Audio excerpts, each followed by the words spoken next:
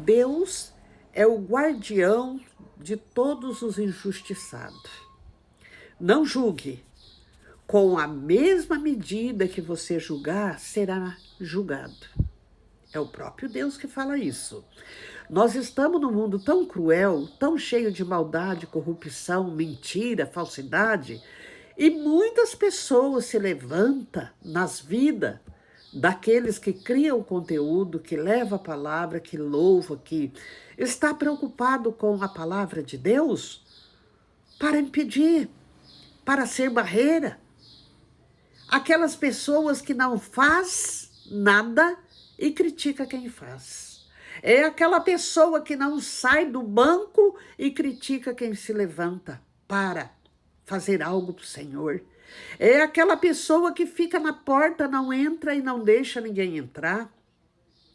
Para aquela pessoa, ele é como fariseu.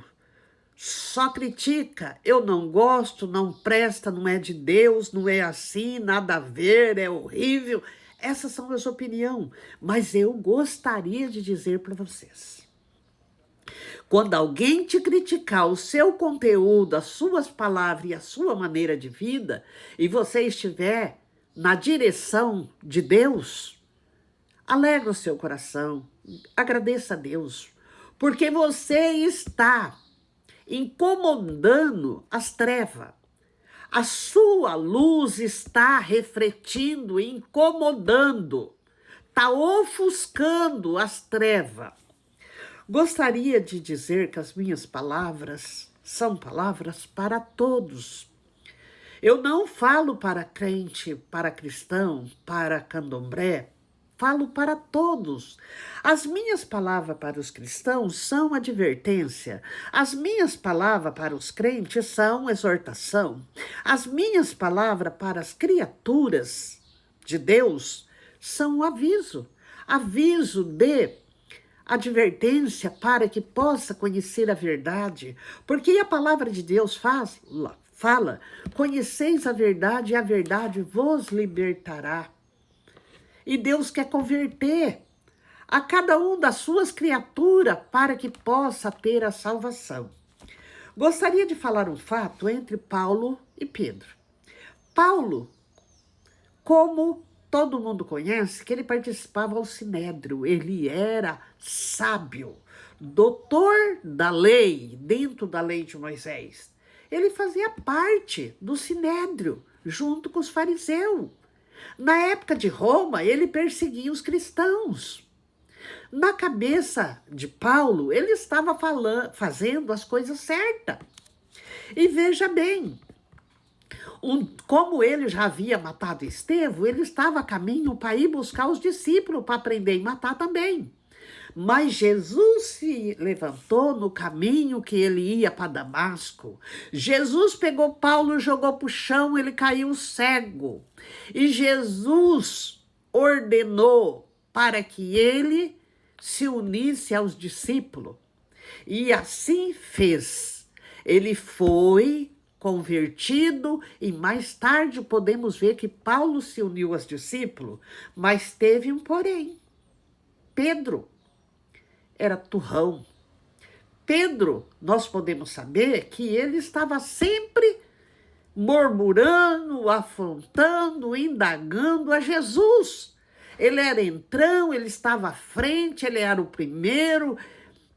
Então nós podemos ver que era um gênio muito forte de Pedro, né? Porque Jesus falou que ele era pedra.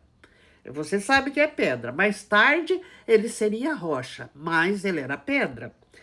Veja bem, como nós podemos ver que eles estavam juntos, mas eu gostaria de destacar que houve um tema, um assunto entre os grupos do discípulo e Paulo presente, sobre o efeito da morte de Jesus na cruz. Paulo disse: a morte de Jesus na cruz e aquele sangue derramado foi feito para todos, para alcançar a todos, para remir a todos.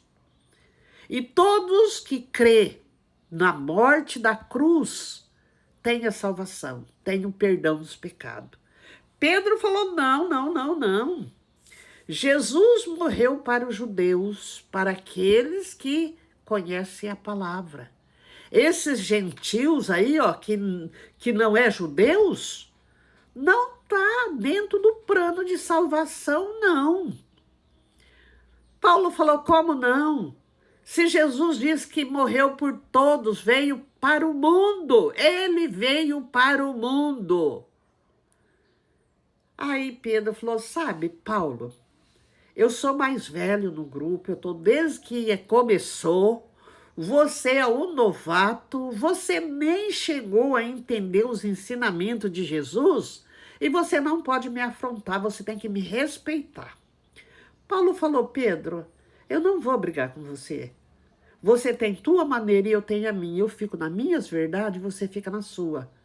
Continua na tua missão e eu vou fazer a missão de acordo com aquilo que Deus colocar no meu coração. E saiu do grupo. Veja bem, como o próprio Jesus corrigiu a Paulo e jogou no chão, o próprio Deus também corrigiu a Pedro mais tarde. Porque para você entender, você vai ter que entender de um homem chamado Cornélio. Cornélio, ele não era crente, ele não era judeu, ele não conhecia a palavra, ele não era batizado, mas ele era piedoso, ele fazia oração, ele fazia jejum, Deus ouvia oração, ele era um escolhido de Deus, ele era um abençoado, muito mais do que muitos crentes.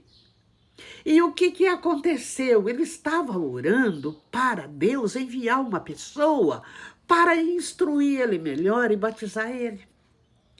E naquela mesma noite que ele estava orando, Deus visitou, naquela mesma noite que Cornélio estava orando, Deus mostrou para Cornélio, mostrou Pedro, mostrou a casa dele, mostrou o número e ele enviou um guardião para buscar Pedro. E na mesma noite, Pedro teve uma visão. Deus mostrou um lençol que descia do céu, cheio de animais imundos. E disse para Pedro: coma. Pedro falou: eu conheço a lei de Moisés, o Senhor falou que eu não posso comer coisa imunda. E Deus repreendeu e falou: Pedro, o que eu abençoar e santificar, está santificado e puro. Obedeça. Então, veja bem, Pedro acordou assim, sabe, assustado com o toque na porta. Vai abrir quem é? O guardião de Cornélio para buscar ele. E ele sentiu que era de Deus e foi. Quando ele chegou lá, que ele viu que Cornélio não era crente, não era conhecedor, não era batizado, não conhecia Jesus, não conhecia nada da palavra e dizendo que era um filho de Deus, ele recusou. Não, você não é. Você não conhece as verdades, você não é. Aí ele lembrou que Deus falou: o que ele purifica, santificado é. Aí ele abriu a palavra e começou a falar para o Cornélio os evangelhos, a explicação de Jesus, a morte da cruz, e começou a explicar. Como Jesus explicou para ele, ele começou a explicar para Cornélio. E veja bem, Deus batizou na hora Cornélio com o Espírito Santo de Deus.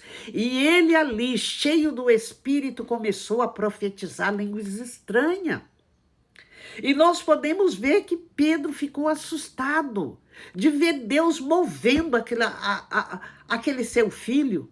Imediatamente Pedro falou: eu creio. Realmente eu entendi a minha visão e eu entendi por que Deus me enviou até você. Eu já expliquei o evangelho e eu vou ficar 7 dias aqui te ensinando e depois eu vou te batizar. Veja bem, entendeu o mistério? Pela visão do homem, Cornélio não tinha direito. Ele seria criticado, ele seria destruído e restituído. Não, ele seria excluído. Mas Deus cuida.